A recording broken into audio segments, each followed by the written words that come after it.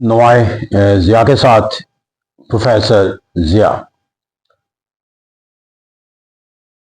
Socks and community management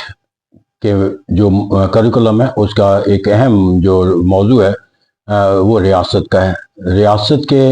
تصور کو سمجھنے کے لیے یہ مد نظر رکھنا ضروری ہے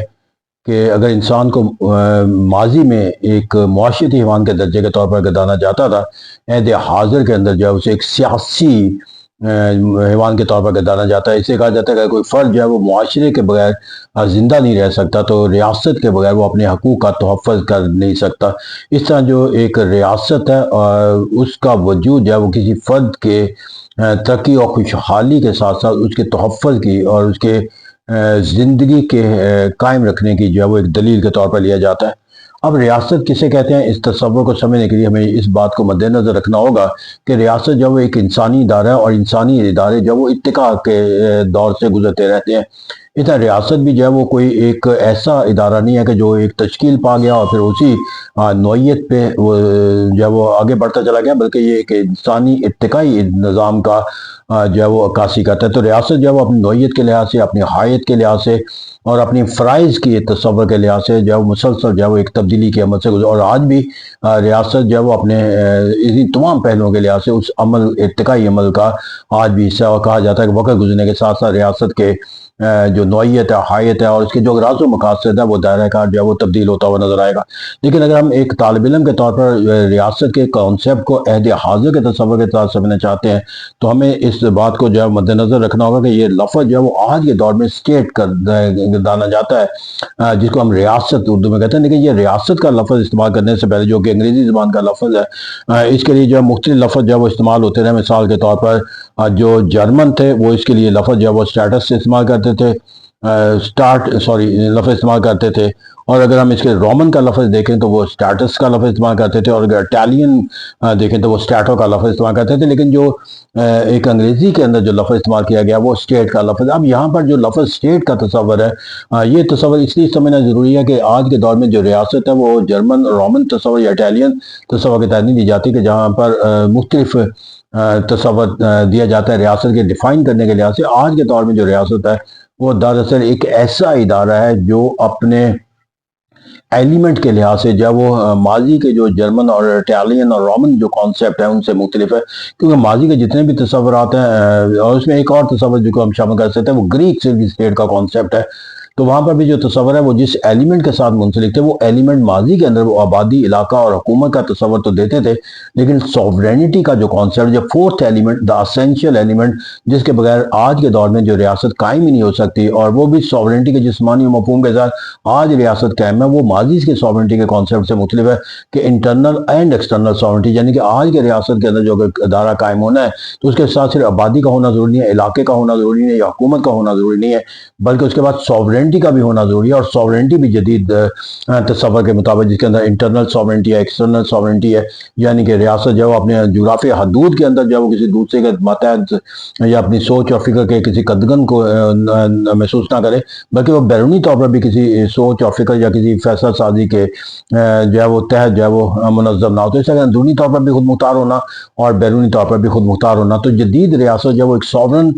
ریاست کے معنی مفہوم میں لی جاتی ہے، اور آج جو ہم ڈیفائن کرتے ہیں وہ ہمیں اسی تصور کے تحت کرنا ہے جو کہ جدید سوورن ریاست کا کانسیپٹ ہے۔ لیکن اس تصور کو سمجھنے کے لیے جدید ریاست کا جو تصور ہمیں جو معنی و مفہوم کے لحاظ سے ابھی تک جو تعریفیں ہمارے سامنے آتی ہیں، وہ اس ارتقائی جو ریاست کا جو کانسیپٹ ہے اس کی عکاسی کرتے ہوئے نظر آتی ہے۔ مثال کے طور پر اگر ہم سب سے پہلے گریک کانسیپٹ میں چلے جاتے ہیں تو ایرسٹاٹل کی جو ڈیفینیشن ہے وہ ہمارے سامنے ہے کہ ریاست جو ہے مختلف خاندانوں اور دیہاتوں کے ایک ایسے منظم اجتماع کو کہتے ہیں جس کا مقصد ایک خوشحال اور ایک آزاد زندگی کے لیے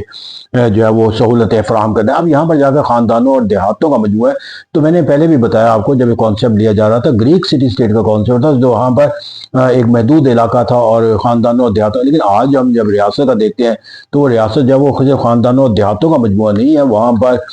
جو ایک تصور ہے وہ